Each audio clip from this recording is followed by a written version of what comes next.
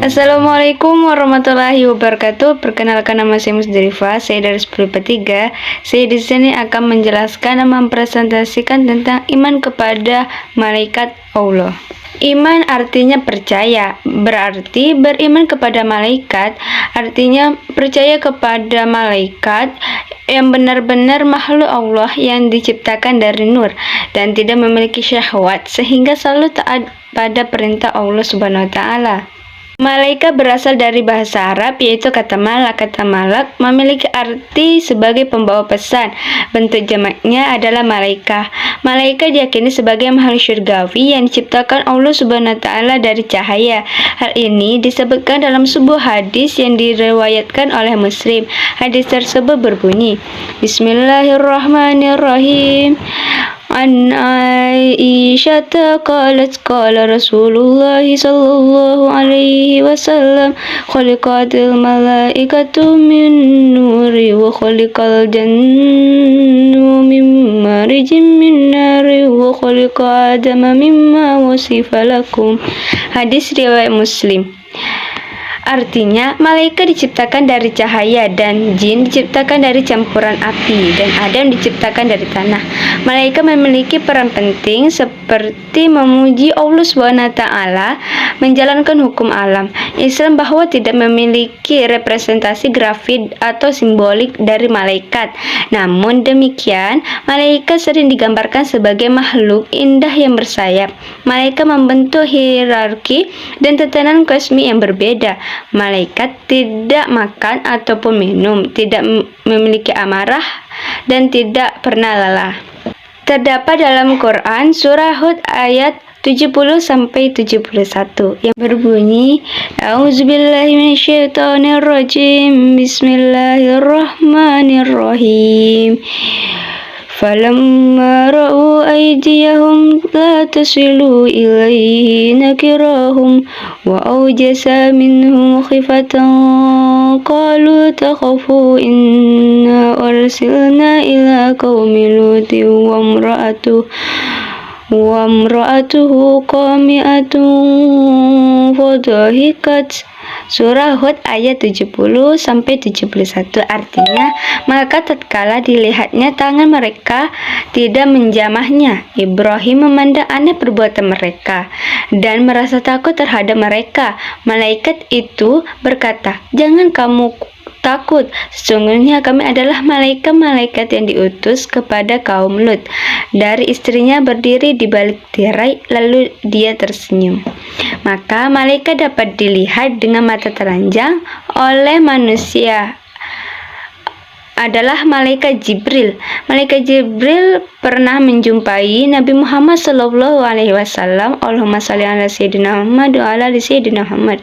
Itu diceritakan dalam kitab Sahih Ibn Hibban dari sahabat Abdullah ibnu Mas'ud. Malaikat memiliki beberapa sifat. Yang pertama, diciptakan dari cahaya. Seperti hadis riwayat Aisyah radhiyallahu anhu, Nabi sallallahu alaihi wasallam, Allahumma shalli ala sayyidina Muhammad wa ala ali sayyidina Muhammad bersabda, malaikat diciptakan dari cahaya dan jin diciptakan dari nyala api. Hadis riwayat Muslim. Yang kedua, selalu taat kepada Allah Subhanahu wa taala. Hal ini sesuai dengan firman Allah yang terdapat dalam surah At-Tarim ayat 6 yang berbunyi, hai orang-orang yang beriman, peliharalah dirimu dan keluargamu dari api neraka yang bahan bakarnya adalah manusia dan batu. Penjaganya adalah malaikat-malaikat yang kasar, keras, dan tidak mendurhakai Allah terhadap apa yang diperintahkannya kepada mereka dan selalu mengerjakan apa yang diperintahkannya. Yang ketiga, memiliki sayap. Ini sesuai dengan firman Allah Subhanahu wa taala yang terdapat dalam Quran surah Al-Fatir ayat 1 yang berbunyi, segala puji bagi Allah pencipta langit dan bumi yang menjadikan malaikat sebagai utusan-utusan untuk mengurus berbagai macam urusan. Ia mempunyai sayap masing-masing, ada yang 2, 3, dan 4. Allah menambahkan pada ciptaannya apa yang dikehendakinya. Sifat-sifat malaikat yang keempat, yaitu bukan pria dan bukan wanita. Sifat keempat ini, malaikat bukanlah pria atau wanita. Malaikat adalah suatu hal yang goib. Mereka tidak bisa dianalogikan dengan sesuatu yang nampak oleh indera manusia. Allah mencela sikap orang-orang yang memusyrikan, yang menganggap malaikat mempunyai kelamin perempuan.